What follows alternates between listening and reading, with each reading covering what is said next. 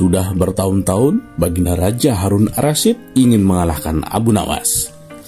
Namun perangkap-perangkap yang selama ini dibuat semua bisa diatasi dengan cara-cara yang cemerlang oleh Abu Nawas. Baginda Raja tidak putus asa. Masih ada puluhan jaring muslihat yang telah disiapkannya untuk menjerat dan menghukum Abu Nawas. Baginda Raja beserta para menteri sering mengunjungi tempat pemandian air hangat yang hanya bisa dikunjungi para pangeran, bangsawan, dan orang-orang terkenal. Suatu sore yang cerah, ketika Baginda Raja beserta para menterinya berendam di kolam, beliau berkata kepada menterinya, "Aku punya akal untuk menjebak Abu Nawas," kata Baginda Raja dengan wajah yang ceria. "Apakah itu, wahai Paduka yang mulia?" tanya salah seorang menteri.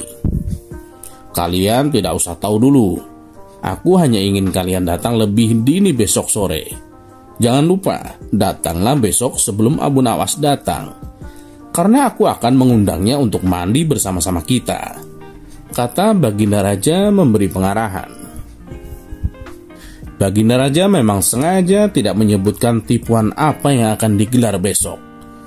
Abu Nawas diundang untuk mandi bersama Baginda Raja dan para menteri di pemandian air hangat yang terkenal itu. Seperti yang telah direncanakan, Baginda Raja dan para menteri sudah datang lebih dulu. Baginda membawa 19 butir telur ayam. 18 butir dibagikan kepada para menterinya, 1 butir untuk dirinya sendiri. Kemudian Baginda memberi pengarahan singkat tentang apa yang telah direncanakan untuk menjebak Abu Nawas. Ketika Abu Nawas datang, Baginda Raja beserta para menteri sudah berendam di kolam.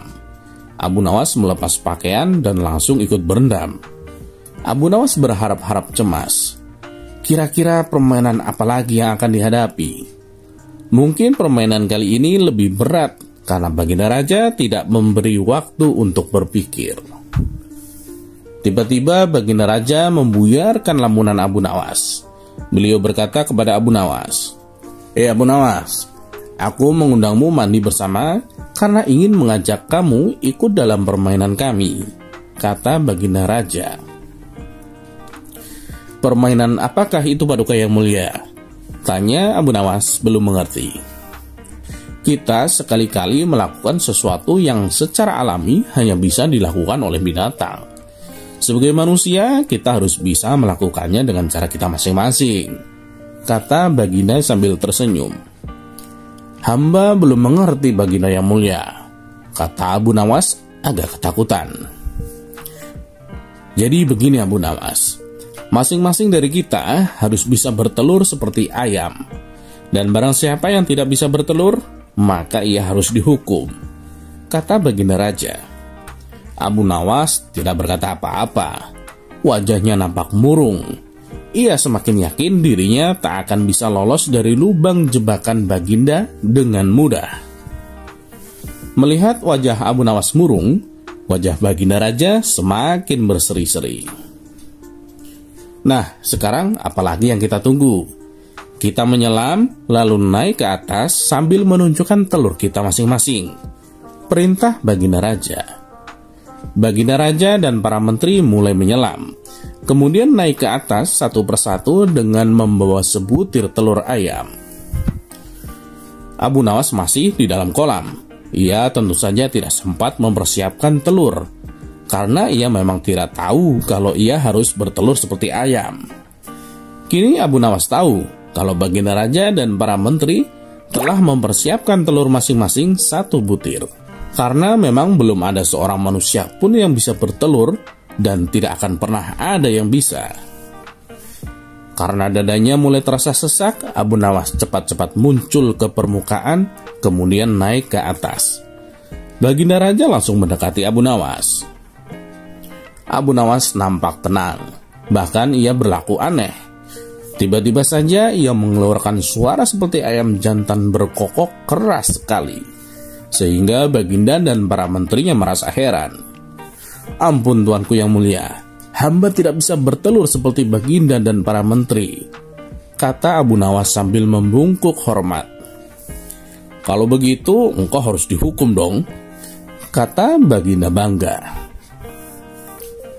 Tunggu dulu wahai tuanku yang mulia, kata Abu Nawas memohon. Apalagi wahai Abu Nawas, kata Baginda tidak sabar. Paduka yang mulia, sebelumnya izinkan hamba membela diri. Sebenarnya kalau hamba mau bertelur, hamba tentu mampu. Tetapi hamba merasa menjadi ayam jantan, maka hamba tidak bertelur. Hanya ayam betina saja yang bisa bertelur, kata Abu Nawas dengan membusungkan dada. Baginda Raja tidak bisa berkata apa-apa. Wajah Baginda dan para menteri yang semula ceria, penuh kemenangan, kini mendadak berubah menjadi merah padam karena malu, sebab mereka dianggap seperti ayam betina. Abu Nawas memang cerdik.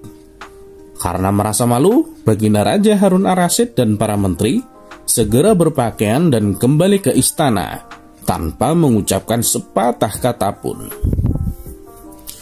Memang Abu Nawas banyak akalnya dan telah diakui oleh para ilmuwan sebagai ahli mantik atau ilmu logika.